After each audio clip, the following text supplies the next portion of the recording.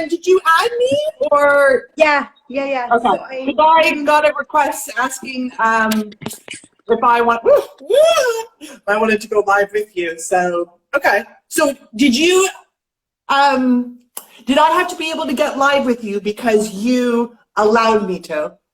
Yeah. Okay. exactly. So I started the live, and then I had to look around a little bit to try to find. Okay. You just add some. When millennials try to figure out how to do things.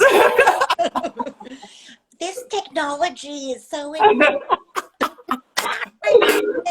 Grandma.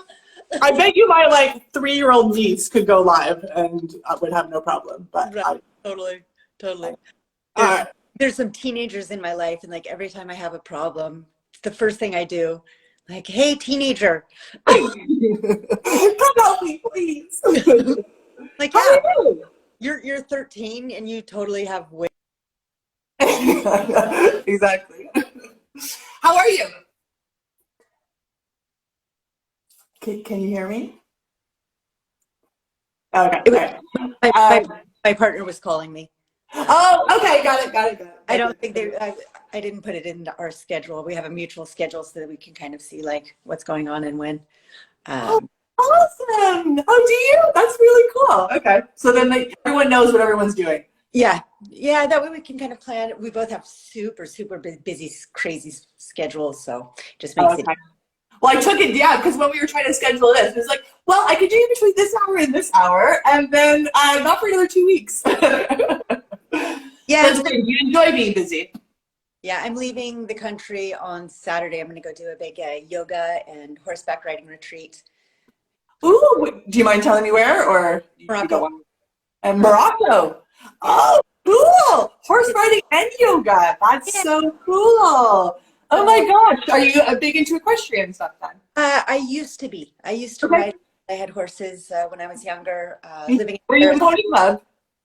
Not in Pony Club, but 4-H, which is similar. Okay, 4-H. Okay, cool. All right. Oh, so is that American? No. Yeah. Okay. Yeah. Because they don't have 4-H in Europe, do they? Or do they? I don't know. I'm not sure. Okay. I grew up. I feel like that's an American thing, the 4-H thing. Yeah. So that's what I was curious. Okay, cool. Morocco. Cool. Are you big into yoga then?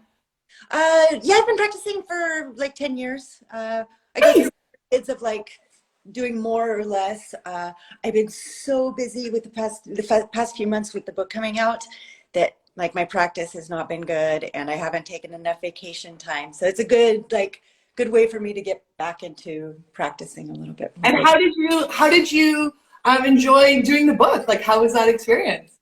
Oh my gosh, it was so hard. Oh no. Like good hard, or like you wouldn't do it again?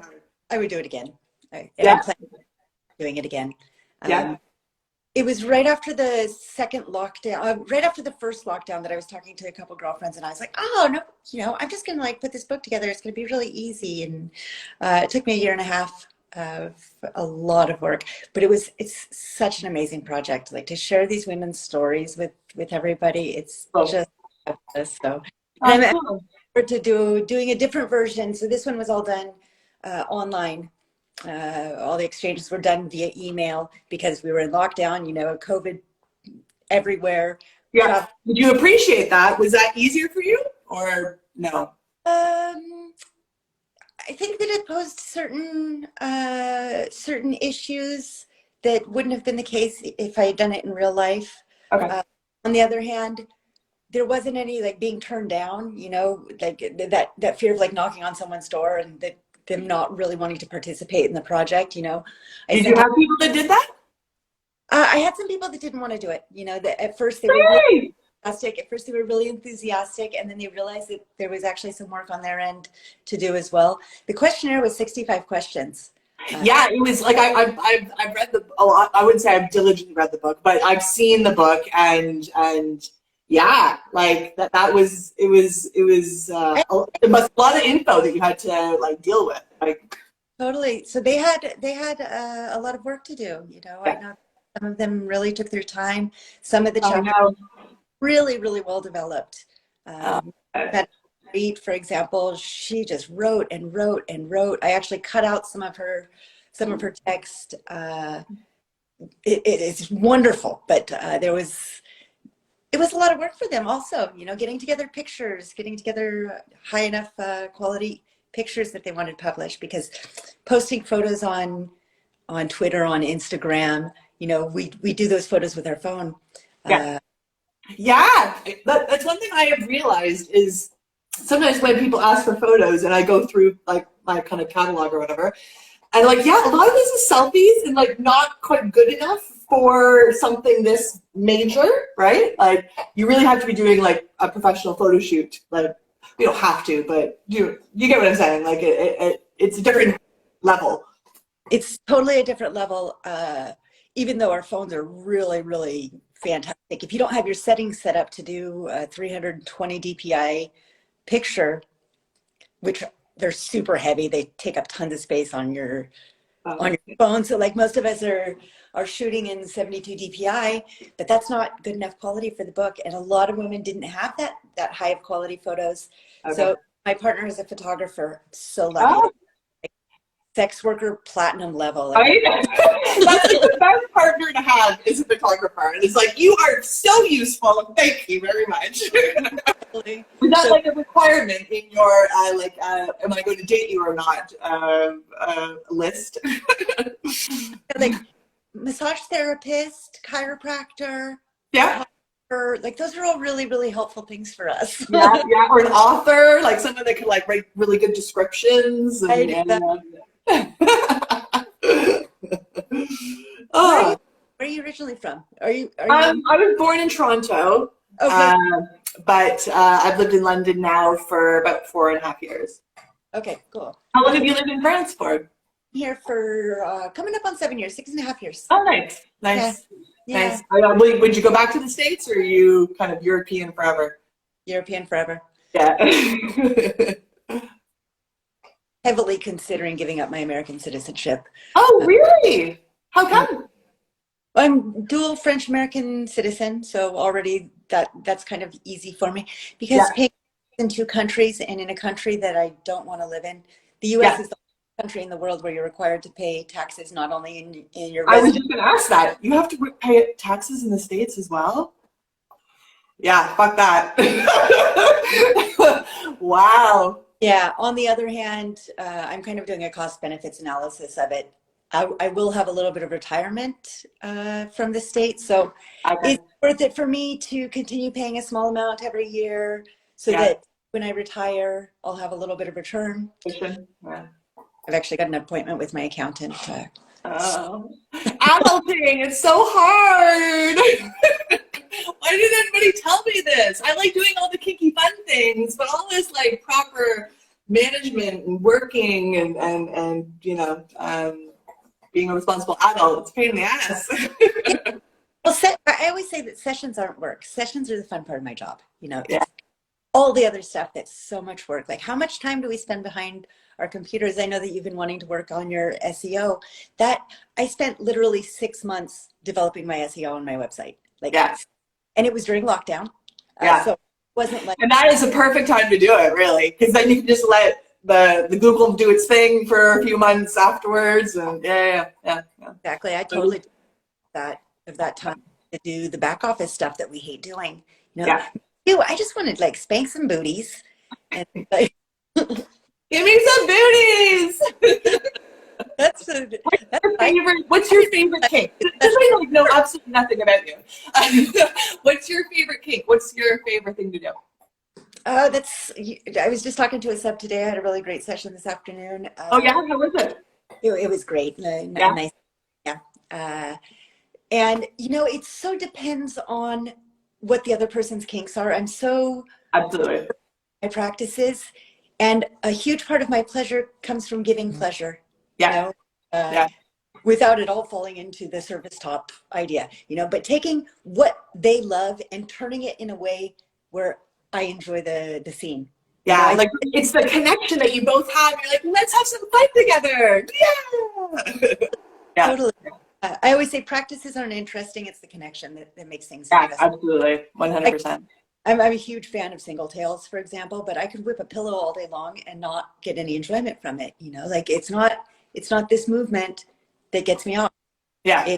that the other person is sacrificing, or that they're a masochist, or they're getting punished, or Yeah. there's the why is much more important than the practice itself. Yeah.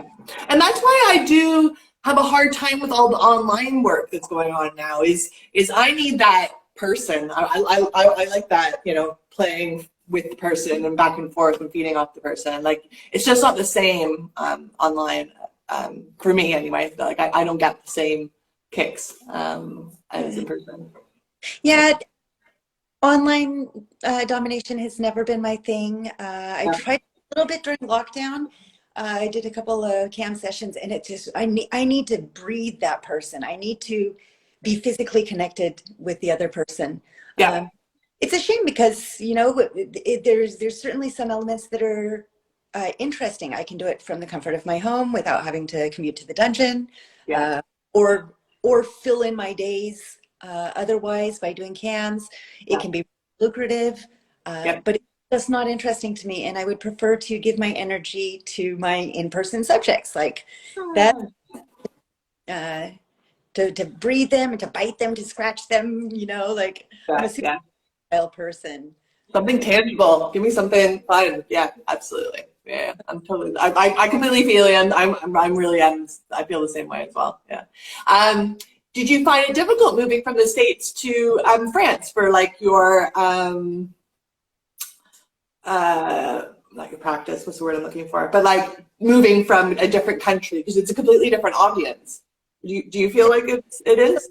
I came to France largely in part to explore sexuality a little bit more deeply. I was thinking coming here. Yeah, every time I traveled here, I saw sex clubs everywhere. I saw kinky stores everywhere. There's 2 clubs just dedicated to BDSM in Paris.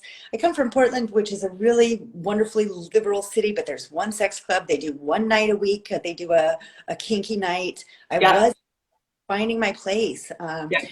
Play partners in my private life tended to be basically like cishet dudes that just wanted to get pegged. You know, in retrospect, I see why I wasn't flourishing. You know, I see why it wasn't working for me. They were topic bottom. I wasn't really getting all that I wanted, and so I came to France like 6.5 years ago. And one of the reasons I always say is food, wine, and sexuality. That's awesome. No, that's awesome. Like, that's part of my reason for moving to London is that the kink scene here is just epic. You know, like it's but like I also I play parties all the time, like other fabulous people that are really invested in the BDSM community, you know, whether that's with associations, whether that's with organizing events. Although I have to say though, as I'm getting older, my partying ways are diminishing. Like, I wish we had like fetish parties at like 6 o'clock at night. Well, my partner organized a kinky night. It's a munch and play called the Kinky Afternoon, and that's exactly what we did. It starts at 7 p.m. and close the doors at midnight. Nice. You know, it's very civilized. Very civilized. This whole like staying out till 5 in the morning thing. Honey, like, I can do lots of drugs and I can't even stay up that long. Like, I just can't do it. Like, or else I'm in bed for 3 days after going, oh, I regret my decisions. Totally.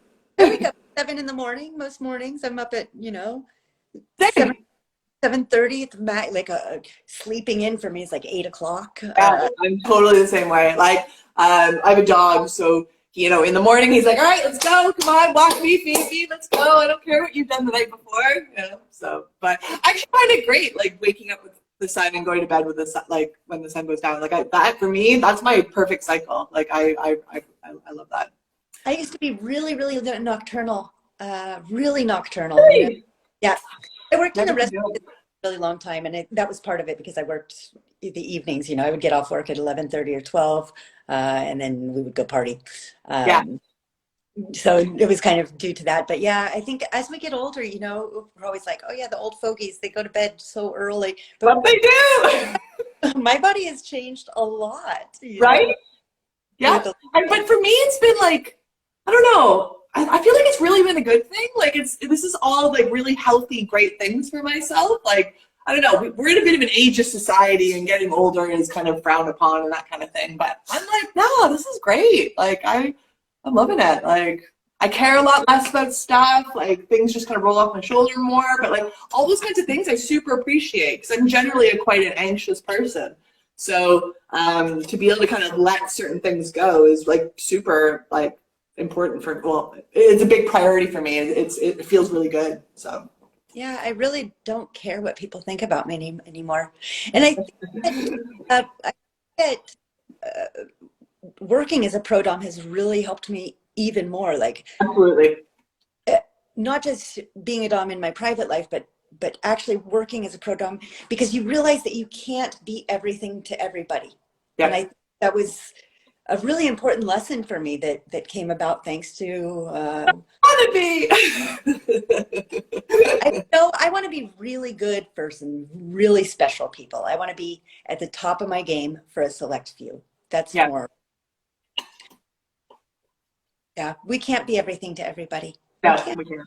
No. Just like you can't do everything either. Like we're all human, you know, and there are things you're going to suck at, but there's also things you're going to be amazing at, and you got to just run with it, right? Like run where things are less difficult, where things. Not that you want an easy path all the time, but I don't know. I'm not really describing myself very well, but do you get what I mean? Like choose your battle.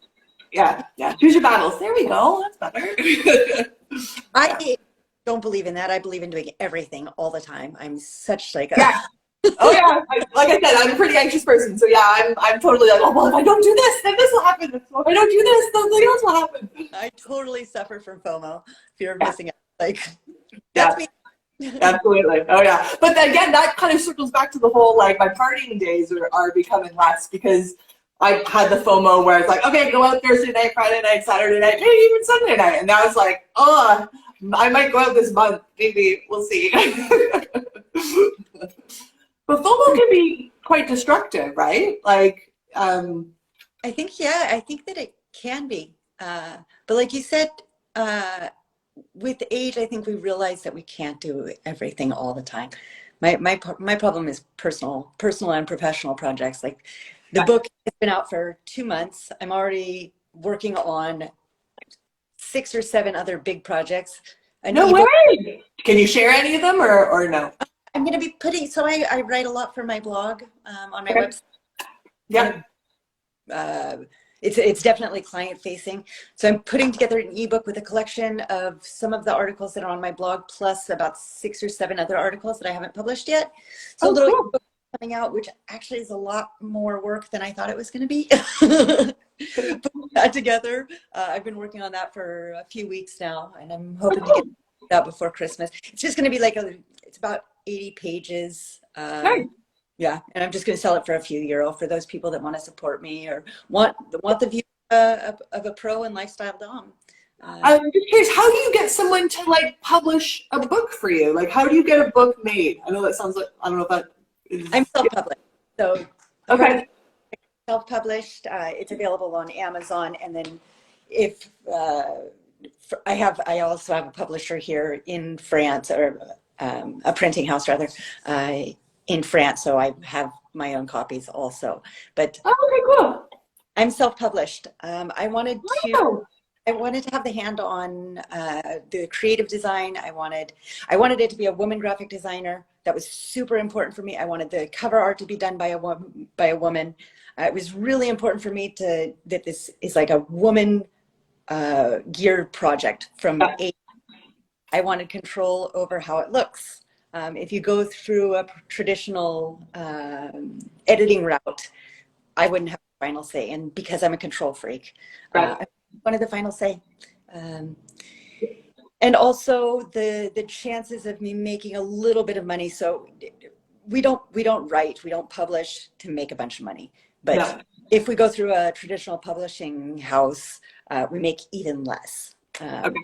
So just to give you an idea, the book's been out for about 3 months now, and I'm still about 100 books away from covering my costs, not time, just my costs.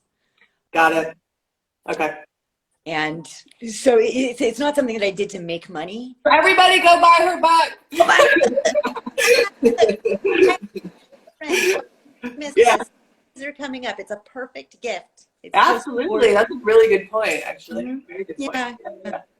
And you can buy it on Amazon wherever you are in the world. It'll ship to your doorstep in not very long. And I love Amazon. I know everyone, like, I know I should be hating Amazon, but Amazon makes my life so much easier. yeah, I just placed an order this morning because I realized I was down to my last couple dozen condoms. And as you know, like, we use some condoms. I mean, Yeah. I think I probably use like 10 per session, something like that. And like, Amazon's going to deliver tomorrow morning. Exactly. You're going to like still be in your pajamas and be like, oh, thank you, all my condoms. There are benefits. They make, fortunately and unfortunately, they make it really easy to publish. Like once you have your PDF done of the book, basically you just upload your PDF and they print it as the orders come in. So there's cool. investment for me. If I was, so for example, I just ordered 30 copies of the book for direct sales in France. It's extremely expensive. The price of the book on Amazon, like my profit margin on the books that I buy myself is really, really slim. It's a couple of years old. It's wow, this is a big feat that you're taking on. Wow, that's impressive. Yeah, but it was important for me to share. You know, like when I decided to do this project, like getting in contact with these women was just incredible. I bet. Who was your like? Did you have someone that you had never been in contact with that you were like, oh my God, I can't believe I got to talk to this person? Did you? You know, I didn't really have like that fangirl moment. I don't No? think. Okay. Fair enough. Contacted already with a lot of them because I'm a pro dom. Because you know, even if we weren't in direct contact, and again, because everything was done via email, there wasn't that like slamming the door in your face. There was a couple people that I would have liked having the book that said no, which is totally fine. But I didn't take it personally because it was just an email, like whatever, not a big. Had I gone to a big femdom event and proposed it to them in person and rejection, like that would have been a lot harder. But it was just like, hey, this is my idea. If it's interesting to you, I'll send you more details. And most of the women that I contacted said yes. A couple of them didn't follow through for whatever reasons, you know, too busy, didn't have the time, didn't realize how much work I was asking them to do. But 21 of them did, and they're just amazing. Cool. So it's cool to be able to share their stories, and I hope to be able to do a second project where I actually go to their dungeons, not but go spend time in the dungeon with the women, make a documentary. Like I mentioned, my partner is a photographer and filmmaker, so make a little documentary and also do another book. Wow, you're so ambitious. Hey, I love it. You know, I'm just passionate about female domination, about kink in general, not just femdom, but kink in general. You know, however you identify, top, bottom, switch, a baby girl, or a daddy. I want to hear your stories. Honestly, like I feel similarly about like kink and just how liberating it is, and how it's not necessarily therapy, but how therapeutic it can be, and just kink changed me as a person. Like before I found kink, I was a very insecure person, and like we all have insecurities that we need to deal with, but kink just brought me to a whole other level, which was it was beautiful. It was great. It was super great. But like there's still so much stigma about kink though. Like I know, like I'm very honest with my family about what I do, but they don't understand. Like they just don't understand it at all. Like any element of it, like maybe sexual stuff, like, you know, a guy wanting to come, okay, they get that, but like anything that has to do with inflicting pain, and like sissy stuff, they don't understand. Like they think it's odd, and it's just such a shame because it's hard to talk to people that aren't open-minded about it. No. And that's what we're here to do. I think that one of the roles as a pro dom, you know, having having a public profile is, I think that's part of our responsibility, is to talk openly about it. I think that we need to spread awareness that we're not dirty perverts. Not at all. No. Well, we are, but like not in a negative way. That word, because it has such negative connotations. I'm a linguist by training, and you know, pervert is pejorative. We've kind of reclaimed that word in a way. So yes, we are dirty perverts, but loving, benevolent, caring, respectful, great communicators. Like, who's a better communicator than a dom that sees? Right. But also with that, I find it so frustrating dealing with vanilla people because they don't fucking know how to communicate. Like, I'm here talking about my feelings and what I'm expecting and what I want or what I'm happy with or not. Sorry. And I'm like, and then when you're around vanilla people, they just don't know how to communicate at all. Like, there's no, I find that super, do you find that frustrating? I find that super frustrating. Yeah, absolutely. Absolutely. Like, just tell me, talk about it. Like, yeah. But like, that's like, I think some people get turned off by my contact form on my website because it's a bit long. But that's what gets my, like, all my wheels going. So I'm like, okay, they like this, they don't like this, and this and this, and da da da. And I'm putting kind of things in place and figuring out the puzzle that they are or whatever. And I love all that. And like, I actually really love Aftercare too. Like, I love talking about the stuff that we did. It's like reflecting and like, oh, when you did this was so cool. Or like, I loved it when we did blah, blah, blah. And I was like, yeah, fucking awesome, dude. Like, yeah. A session isn't just the 2 or 3 hours that we spend playing. It's all that leads up to that moment where the person walks into the dungeon, and that time after. You know, I always do a little chit chat after sessions, you know, anywhere from 10 minutes to much longer, depending on the person and the situation. But I love that, like, doing that little debriefing at the end is so important. Yeah. And I actually even do a follow-up email the day afterwards, just because, you know, things happen the night after or whatever. But I like getting like pictures from afterwards, if there's any bruising coming up or all that kind of stuff. Like, oh, wasn't that good? Oh yeah, I love it when I sit down.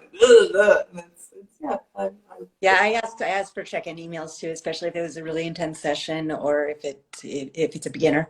I think that it's really important that we force that communication. You know, that we really force. You know, really push them to say, hey, I think I might have some drop issues. You know, I might be dropping. I'm really, really tired. I've been crying in my soup all night. Like, but giving them that space to communicate with us and being able to guide them, like, okay, what you're going to do is you're going to eat a high protein dinner. You're going to take a long hot bath, and you are going to cry in your soup, and that's perfectly all right. And you'll be pro. It's going to feel amazing. It's going to be so cathartic, and just run with it. Just enjoy the cry. It's such a good feeling. Like, I love a good cry. Oh my gosh. It feels like a good orgasm. That like cathartic feeling. It's just like, yeah, it's great. And the fact that we can offer people that space, that I imagine for you also, most of your clients are cis male. I know that it's probably. I wish I had more females, but I get it. But I have some female clients. I wish I had more. Yeah, me too. Yeah. But women don't pay for sexuality, unfortunately. Yeah, it's a funny thing the way that is, that women just don't, they're not as inclined as men are. Like the whole like sex work thing is very male focused. Like, even though we're like, you know, kind of like fuck the patriarchy and all that kind of thing, it is still pretty centered towards men, even if we're trying not to make it centered towards men. But I think that we can say fuck the patriarchy in this context, because what hits the patriarchy harder than taking money from men, than a woman taking money from a man? You know, the last thing that men want to give up is money, because money is control. And so that I think in the context of femdom, particularly paid sessions, the fact that we're taking that control and reappropriating that energy, because money's just, you know, you worked all day to be able to afford coming to see me this weekend, you know, or you worked You're gonna give it all to me. And you're gonna give it all to me. And like, what's a better way to be like, fuck the patriarchy than taking a man's money? It's one of the reasons why Findom is really interesting to me. I don't do Findom, but I struggle with it, to be honest. I'm interested in it, but I would only want to do it on a really high level, and I don't mean financially high level, but like where I control everything. Yeah, exactly. Yeah. I'm not necessarily, it could be €5. It doesn't matter if it's €5 or 5,000 euros or 50,000 euros. It's not the amount, but I want to control everything. I want to be like, okay, this week you have 72 euros for your groceries. You have 12 euros of fun money, or 1,200 euros, depending on the budget of the person and their lifestyle and their needs. But to like calculate at that point, that's what's interesting to me. But it's the control aspect, and it's not the financial aspect. Yeah. But it's the control through finances. Yeah. That's much more interesting to me. Okay, cool. Interesting. Very cool. If there's any truly financial submissives that are listening tonight, and you want to, and like I said, it doesn't have to be a huge amount of money. Sometimes I was just talking with Dan Savage last week. I did an episode of Savage Lovecast. It was so fabulous. Oh, cool. And he said something that I had thought, but as soon as he said it, I really appreciated it. He said, Findom, like so much BDSM, is hitting where it hurts. Yes. So finding that one little spot. And for some people, that is €5 or $5. Yep. For 50,000. And I just said, oh, yes, totally. That's exactly it. Like, how can I find that one little spot that really hurts? Like that one pressure point on your neck that's really, really tender that I love squeezing. Like, it's that same idea of like, hit him where it hurts. Nice. I like that analogy though. Like, you need to find that knot. Just play with it. Yes. Push it. Like, I know I squeeze that little point on your neck. I can drop you down to the ground like this. And I'm not a very person,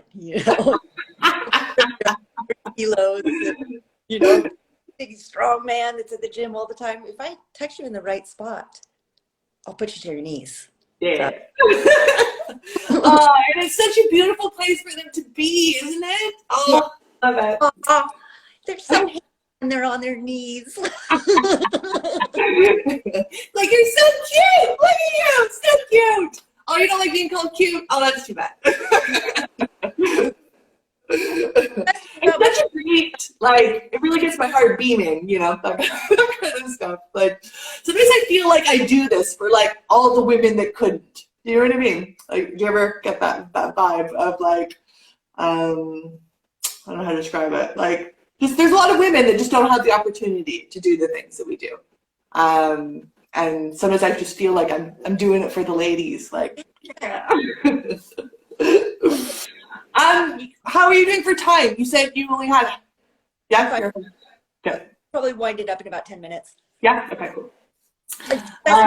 Favorite practices, do you have? Sorry, say that again? Say that again? You asked me about my favorite practices. How about you?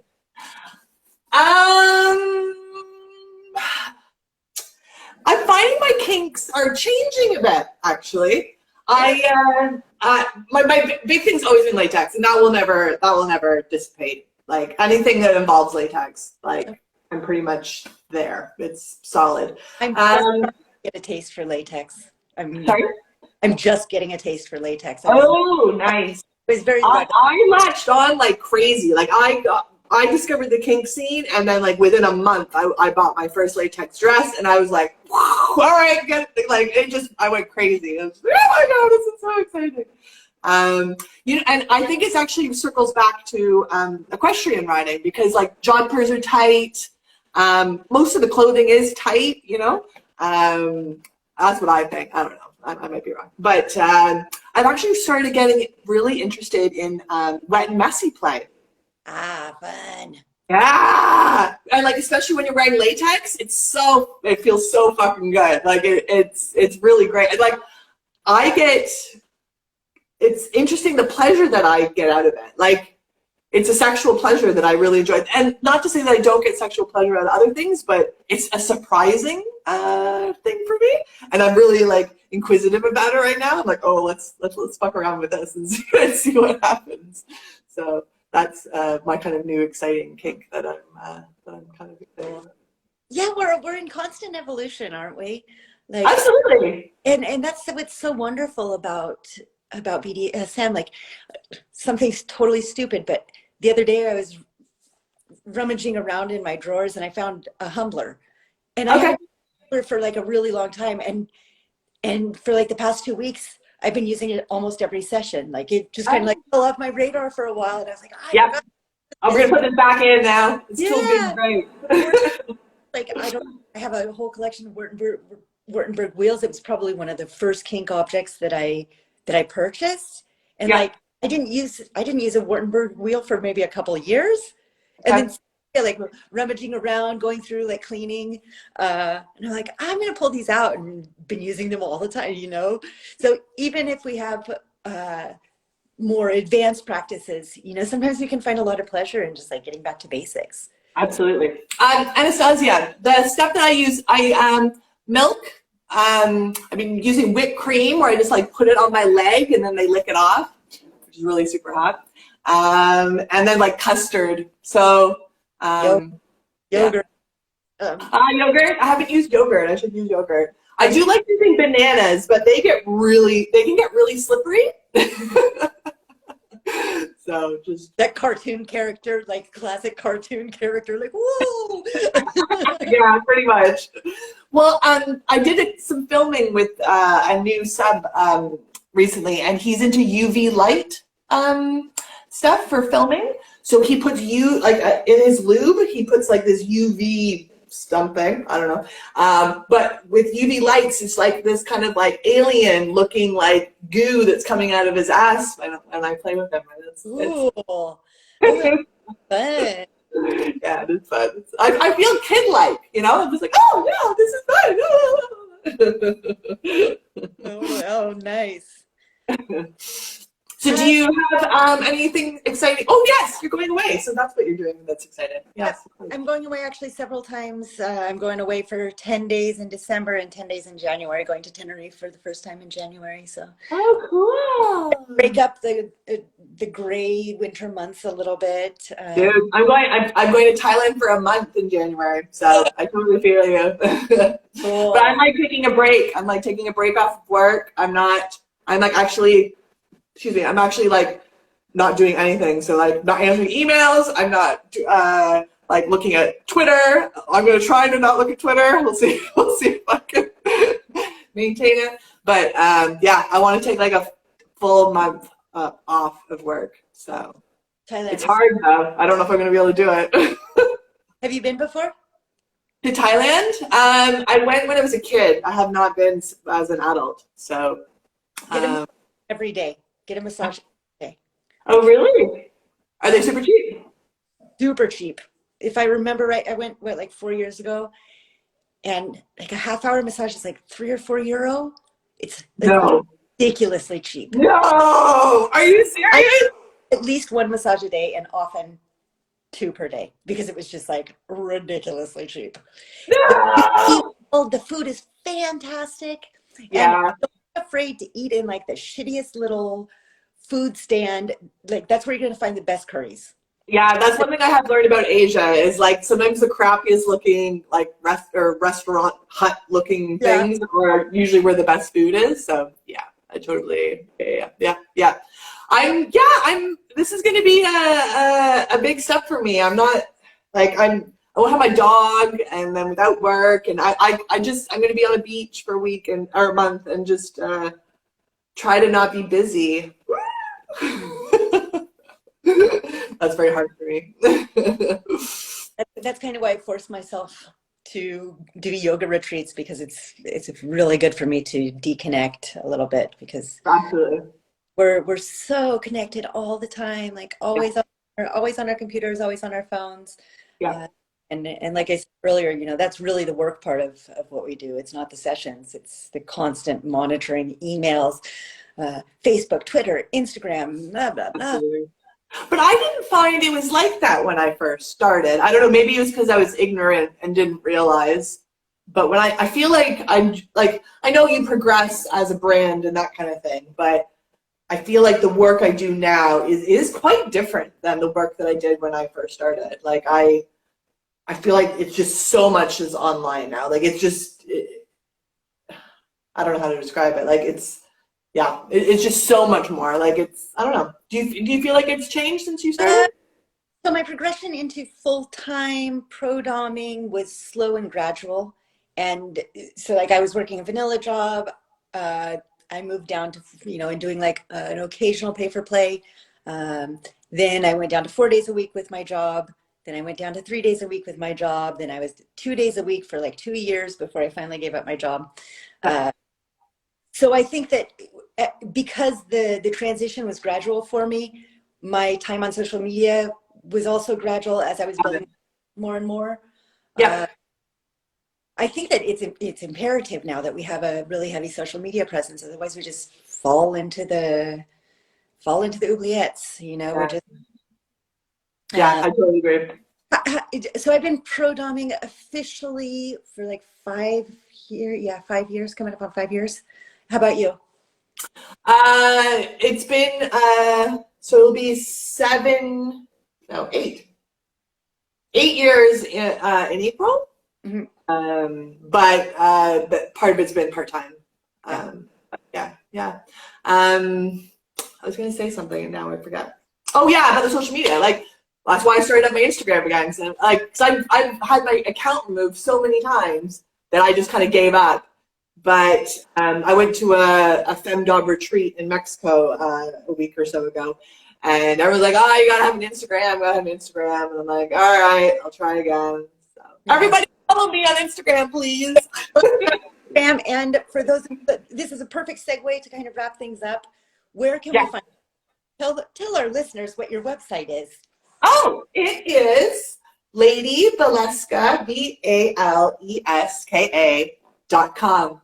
Go on there, please, and look at all the stuff on there. I worked very hard on it. And yours? My personal website is inannajustice.com. If you want to know more about the book, you can find the website for the book at heartofthedominatrix.com. I'm on Instagram, I'm on FetLife, I'm on Twitter, I'm on Facebook, all Inanna Justice, INA, 2 N's, A. I always say that it's in French, INANNA, Justice. Yes. Well, I did that typo on the poster. I was like, so sorry about that. You fixed it really quick. So you can find us both on Twitter. That's where we met. And and it was lovely to talk to you. I'm glad we got to do this. This was next time I come in, I will be sure to look you up. And it's just a short train ride away. Come see me in Paris. I actually would love to. I would love to. Excuse me. I've always I actually haven't been to Paris proper since I've moved here. So yeah. In the world. It's and if there's an event going, I'm pretty much you're booked up as well. So yeah, in the new year, if there's an event or something, I'll come down for a couple days or whatever. I'll totally do that. In private, but absolutely. Okay. And I can put you in touch with a wonderful woman that does great femdom events named Lunatica. Okay. Oh yes, I've seen her online. Yeah. Fabulous. Yeah. Fabulous. And she does a really great event called Le Reine des Dominas. Dominus, and she does that once a month, and she always has guest star appearances, so I can put you in touch with her too. And for those in the Paris area, if you're looking for a great femdom event, don't hesitate to go check out Lunatica's profile. I like to plug her because she's a friend, and what she's doing is fabulous. And then we organize an event, me and my partner organize an event called the Kinky Saloon. I also host a monthly pro-dom munch called the Dîner des Dames, donc Domina dinner. What else do I do? Workshops on safety and security. The next one is needle play. I know that I have other things that I'm not talking about. Lots of femdom events, but private femdom events. So cool. I do not do any event. I'm very lazy. Actually, I tell a lie. I have a latex party in a couple weeks, so that was totally a lie. Community is so important for me. Community is so important for me. And trying to build this community up in whatever small ways I possibly can, you know, whether that's safety workshops for pro doms or writing a book with 21 doms from around the world, like building. That's very inspiring. I should maybe think about being less lazy and selfish, but it's pretty hard. Hey, do you do you. Absolutely, but it's good to give back. It is good to give back, because like you said, kink is amazing, and it's good to give back. So, all right, let's wrap this up so you can go do what you got to do. It was lovely meeting you and talking. We'll do it again soon. Yes, we should. Listeners. Thank you for everyone coming in. Bye. Bye.